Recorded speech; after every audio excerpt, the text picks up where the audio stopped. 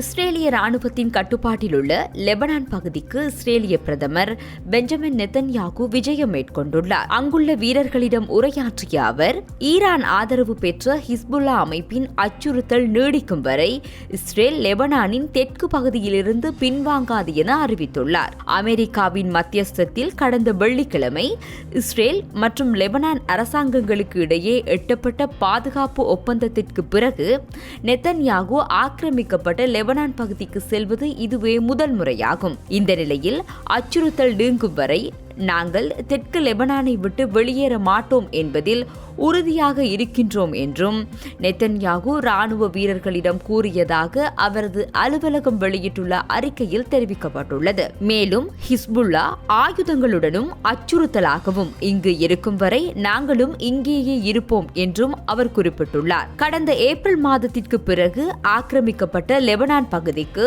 முதன்முறையாக பகிரங்கமாக விஜயம் செய்துள்ள நெத்தன்யாகுவுடன் பாதுகாப்பு அமைச்சர், இஸ்ரேல் காட்ஸ் மற்றும் மூத்த ராணுவ அதிகாரிகளும் உடன் சென்றிருந்தனர். இதேவேளை ஈரான் மற்றும் அமெரிக்காவுக்கு இடையிலான தொழில்நுட்ப ரீதியிலான பேச்சுவார்த்தைகள் தொடர்ந்து நடைபெற்று வருவதாக கட்டார் அறிவித்துள்ளது.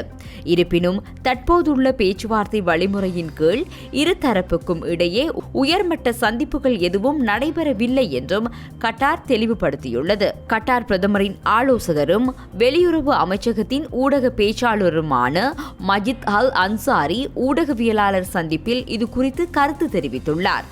ஏற்றுக்கொள்ளப்பட்ட பேச்சுவார்த்தை வழிமுறையின் கீழ் ஈரானிய மற்றும் அமெரிக்க தரப்புகளுக்கு இடையே தற்போது உயர்மட்ட சந்திப்புகள் எதுவும் நடைபெறவில்லை என அவர் இதன்போது சுட்டிக்காட்டியுள்ளார்.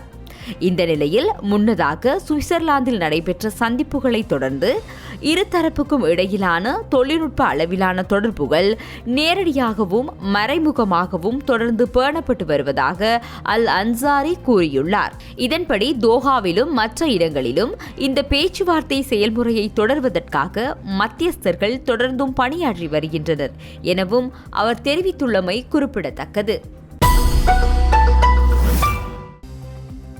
அமெரிக்க மண்ணில் பிறக்கும் ஆவணமற்ற புலம்பெயர்ந்தோரின் குழந்தைகளுக்கு தானாகவே குடியுரிமை கிடைப்பதை மறுக்க டொனால்ட் ட்ரம்ப் மேற்கொண்ட முயற்சியை அந்த நாட்டு உச்சநீதிமன்றம் நிராகரித்துள்ளது.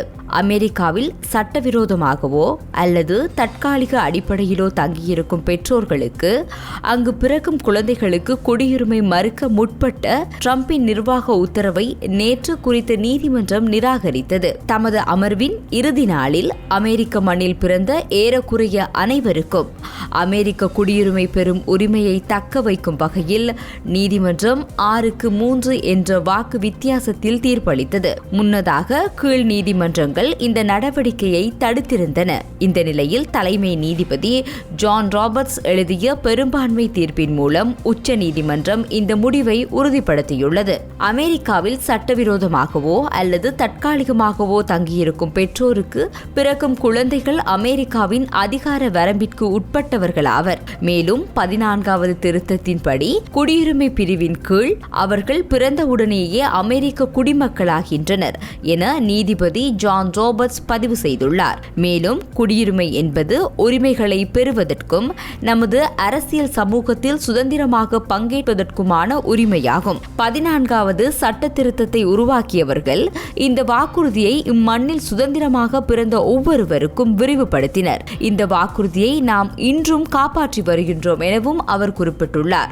இதனிடையே உச்ச நீதிமன்றத்தின் தீர்ப்பு வெளியாவதற்கு சில நிமிடங்களுக்கு முன்பு தமது ட்ரூத் சமூக வலைதளத்தில் பதிவொன்றை இட்டுள்ள ஜனாதிபதி டொனால்ட் ட்ரம்ப் பிறப்புரிமை குடியுரிமை ரத்து செய்வதற்கான ட்ரம்பின் முயற்சிகள் அமெரிக்க உச்ச நீதிமன்றத்தின் தலையீடு இல்லாமலோ அல்லது அதனுடனோ வெற்றி பெறக்கூடும் என குறிப்பிட்டிருந்தார். அமெரிக்க மண்ணில் பிறந்தவர்களுக்கு குடியுரிமை வரலாற்று ரீதியாக உறுதி செய்து வந்துள்ள 14வது சட்ட திருத்தம் குறித்த நீண்டகால நீதித்துறை விளக்கத்தை இந்த தீர்ப்பு தொடர்ந்து நிலைநிறுத்துகின்றது. இந்த திருத்தம் முன்னாள் அடிமைகள் உட்பட கருப்பின மக்களுக்கு குடியுரிமை இருப்பதை உறுதி செய்வதற்காகவே முதலில் கொண்டுவரப்பட்டது.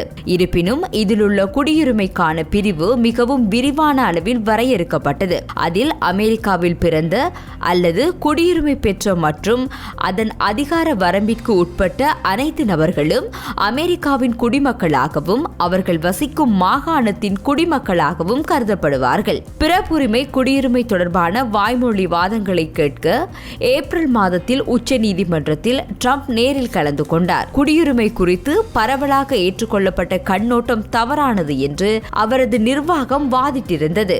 இதேவேளை அமெரிக்க உச்ச நீதிமன்றத்தின் தீர்ப்பை அடுத்து அங்குள்ள குடியேற்ற ஆதரவாளர்கள் கொண்டாட்டத்தில் ஈடுபட்டுள்ளதாகவும் தகவல்கள் வெளியாகியுள்ளமை குறிப்பிடத்தக்கது.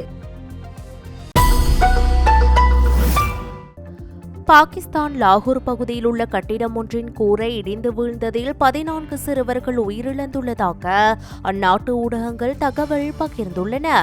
பாகிஸ்தான் நகரின் கானாபுர நகர் பகுதியில் உள்ள ஒரு தனியார் பயிற்சி நிலையத்திலேயே இந்த சம்பவம் நிகழ்ந்துள்ளது.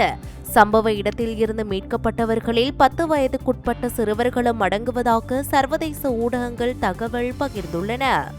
அத்தோடு ஆசிரியர் ஒருவரும் 8 குழந்தைகளும் காயமடைந்த நிலையில் வைத்தியசாலையில் அனுமதிக்கப்பட்டுள்ளனர். இந்த சம்பவம் குறித்து அந்த பயிற்சி நிலையத்தின் உரிமையாளர் மற்றும் மற்றொரு நபர் என 2 கைது செய்யப்பட்டுள்ளதாக பாகிஸ்தான் போலீசார் தெரிவித்துள்ளனர். அந்த பயிற்சி நிலையம் ஒரு பழமையான கட்டிடத்தில் அமைந்திருந்ததாகவும் கட்டி முடிக்கப்படாத 2வது மாடியின் கூரை மோசமான கட்டுமான தரம் காரணமாகவே இடிந்து விழுந்திருக்கலாம் என்றும் அதிகாரிகள் தெரிவித்துள்ளனர். இந்த சம்பவம் குறித்த விசாரணைகள் முன்னெடுக்கப்பட்டுள்ளதாக பாகிஸ்தான் போலீசார் தெரிவித்துள்ளனர்.